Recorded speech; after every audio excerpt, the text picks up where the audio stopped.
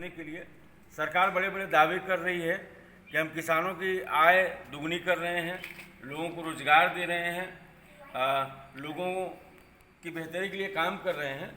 हम ज़मीनी हकीकत जानने के लिए पूर्वांचल किसान यूनियन जो है कि कार्यकर्ता सड़कों पे चल रहे हैं, गाँव में लोगों से वार्ता कर रहे हैं और हम उनकी जो ज़मीनी हकीकत है, जो समस्याएं हैं, जो उनके सवाल हैं, उनको हम इकट्ठा कर रहे हैं। और इकट्ठा करते हुए हम लगभग 150 किलोमीटर की यात्रा पूरी करेंगे और इस यात्रा से जो निकल के आएगा, उस यात्रा से जो भी निकल के आएगा, उसके बाद हम लोग जो है एक प्रस्ताव लेंगे और उसको राष्ट्रीय स्तर पे एक हम लोग प्रयास करेंगे कि एक लड़ाई बने, एक संघर्ष गरीबों, मजदूरों, नौजवानों के पक्ष में जो जन विरोधी नीतियां हैं, इनके खिलाफ जनता के पक्ष में नीतियां कैसे बने।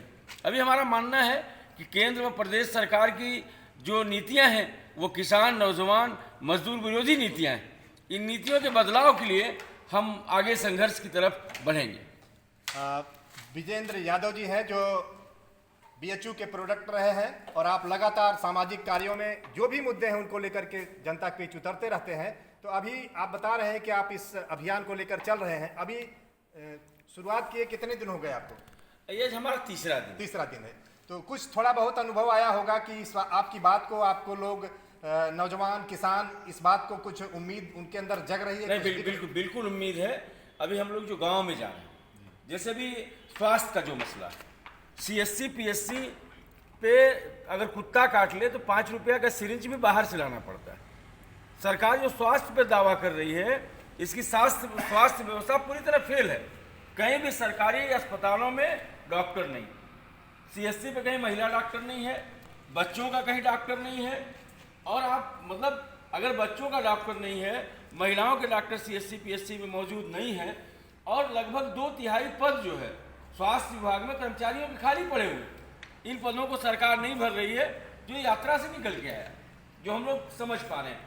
खेती किसानी में एक साल में 58% दाम बढ़ गया, खाद का, बीज का, कीटनाशक दवाओं का।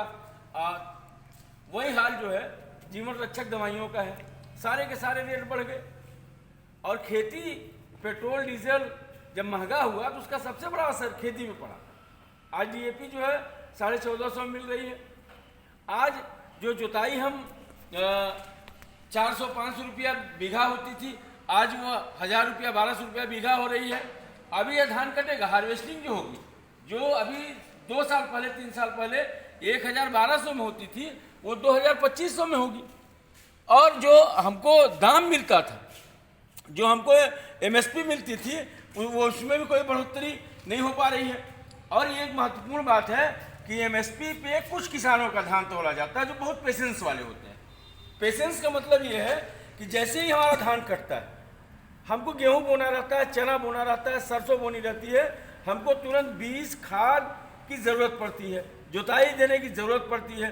धान जो जिस हार्वेस्टर मशीन से हम कटाते हैं, उसको पैसे देने की आवश्यकता पड़ती है।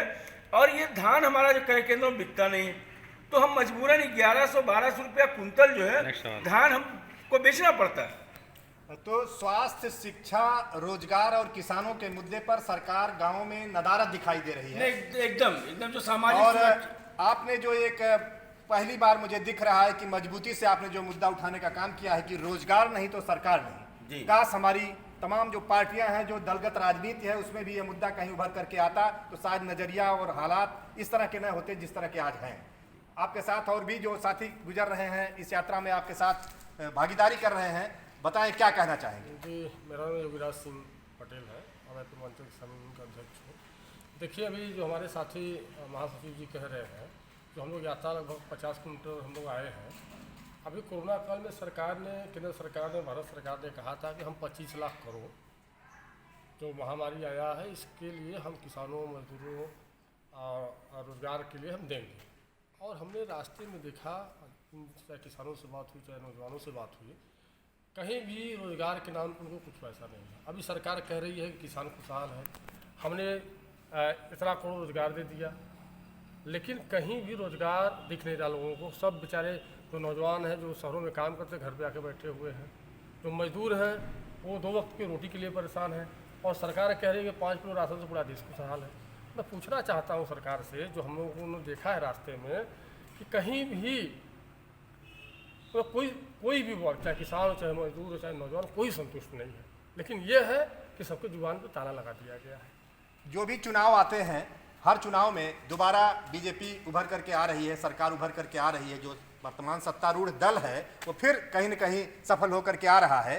तो क्या माना जाए कि जनता का समर्थन है या जनता सोई है या मामला क्या है? मामला देखिए, ये सीधे सीधे जो पिछली सरकारें रही हैं, जो सरकारों ने वादा किया, उस वादे के हिसाब से ये सरकार ने जो वादा किया, इनका जो राजनीति करने का ट्रेंड है वो बदल चुका है।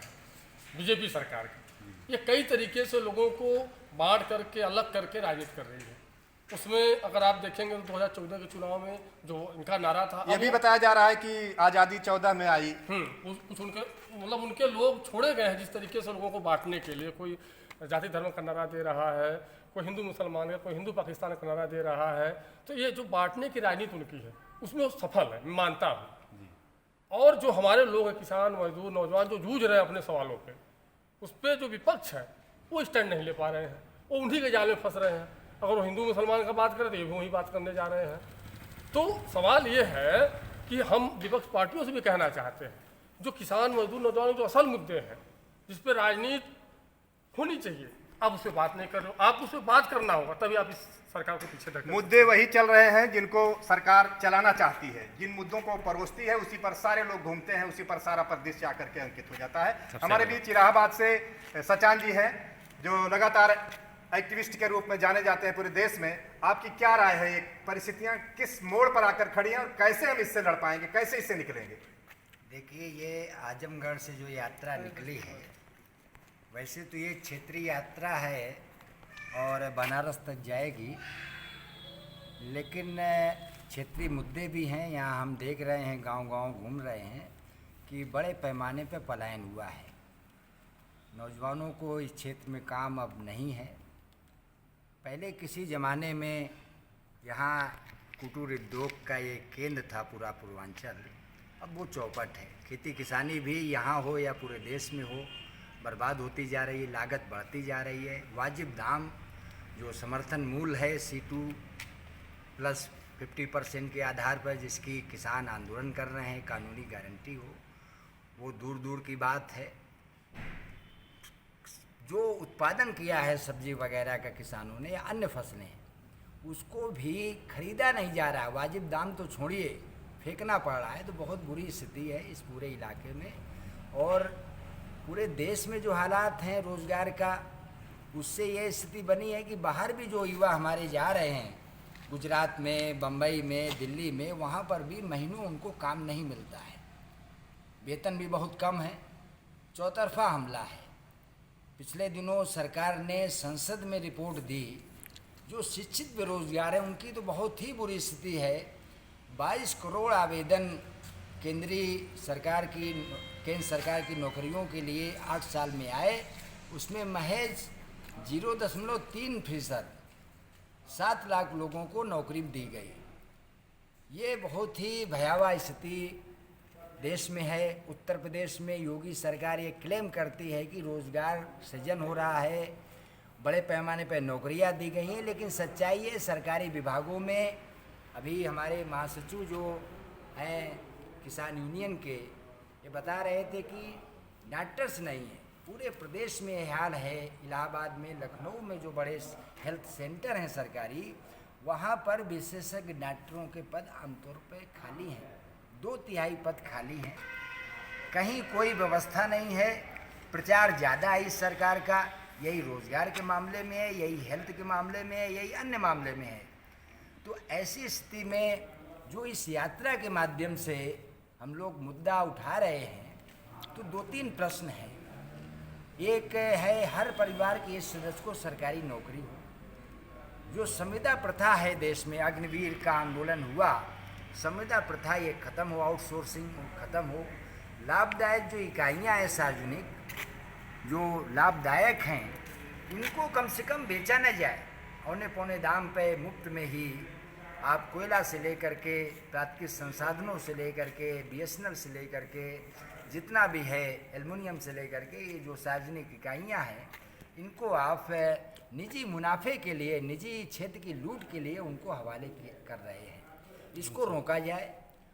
1.5 करोड़ से ज़्यादा सरकारी विभागों में पद हैं, इनको तत्काल भरा जाए। जहाँ तक इसके लिए पैसे की बात है, हम लोगों का ये दृढ़ मत है, अर्थशास्त्रियों ने ये बताया है, जो देश के प्रख्यात अर्थशास्त्री हैं, जो जनपदधर सरोकार रखने वाले लोग हैं, उन्होंने बताया है कि सरकार अगर टैक्स लगाए, एक न्यूनतम टैक्स भी स्टेट ड्यूटी और कॉर्पोरेट टैक्स लगाए, उत्तराधिकार कर लगाए और बजट में जो संसाधन है उनका प्रॉपर अलॉटमेंट करे, शिक्षा, स्वास्थ्य और सामाजिक जो मद हैं उनमें संसाधन मुहैया कराए सरकार, तो रोजगार का सृजन हो सकता है, सरकारी नौकरी दी जा सकती है। खेती आधारित जो उद्योग धंधे हैं, प्रोसेसिंग करना है जिसकी बात कर रहे थे, सरकार तो ये सब काम कर रही है, आप जो बोल रहे हैं। नहीं, सरकार ये नहीं कर रही। बिल्कुल सरकार कर रही ने है। पूरा का पूरा मार्केट के हवाले कर दिया है। सब्जियां हैं हमारी किसानों की,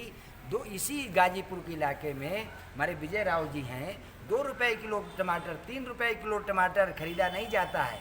मिर्चा, जिस समय मिर्चे का रेट इलाहाबाद या लखनऊ में 100 रुपये किलो होता है, उसमें 5 रुपये किलो, 10 रुपये किलो खेत से चला जाता है।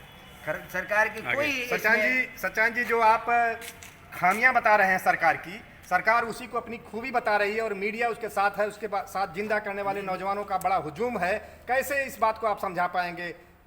नहीं, 1991 से जो आर्थिक नीतियाँ ली गई, आर्थिक नीति बनाई गई, सब कुछ बाजार के हवाले किया जा रहा है। वेलफेयर स्टेट वगैरह की जो कंसेप्ट थी, जिसमें शिक्षा, स्वास्थ्य और तमाम सारे कल्याणकारी कार्यों के लिए राज्य की जिम्मेदारी थी, अभी भी वो संवैधानिक प्रावधान हैं, लेकिन फीसें बढ़ाई जा रही। इलाहाबाद यूनिवर्सिटी में बड़ा आंदोलन चल रहा है पूरा हो गया। और चौतरफा ये जो जिम्मेदारी थी जन सरोकार के सवालों पर जो दायित्व था, उससे सरकार ने पलड़ा झाड़ लिया है। रोजगार की गारंटी सरकार करे, शिक्षा स्वास्थ्य की गारंटी करे, ये सरकार अपनी जो जवाबदेही संवैधानिक है इससे पल्ला झाड़ रही है। और इसलिए वो कह रही है कुछ चीज़ें डायरेक्ट बेनिफिट के नाम पर कुछ टोकनिज्म हो रहा है, उसका प्रचार हो रहा है। वास्तविक जो है वेलफेयर जो मद है वो घटता जा रहा है। स्थिति ये है पिछले 5-7 साल में जो मीडियम भी आया है 10 लाख करोड़ से ज़्यादा।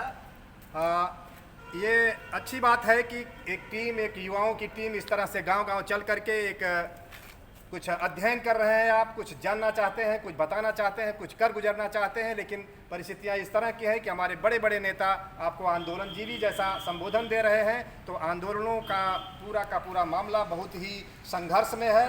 आंदोलन ही संघर्ष में चल रहा है। इस तरह की परिस्थितियां हैं। विपक्ष के बारे में बार बार कहा जा रहा है कि विपक्ष है ही नहीं, तो ऐसे में नौजवानों को, किसानों को, जनता को खुद सामने आकर के अपने हक के लिए लड़ना होगा। जब विपक्ष कमज़ोर हो जाए तो परिस्थितियां इसी तरह की बचती हैं और कुछ दूसरा नहीं दिखाई देता। बहुत बहुत धन्यवाद कि आप लोग यात्रा निकाल रहे हैं आजमगढ़ से वाराणसी के लिए, गांधी से अंबेडकर तक। और मुझे उम्मीद है कि जो चित्र आपके लगे हुए हैं पटेल जी से लेकर के भगत सिंह, यही सारी ताकतें मिल करके एक नए भारत के लिए एक कहीं रोशनी की किरण बने।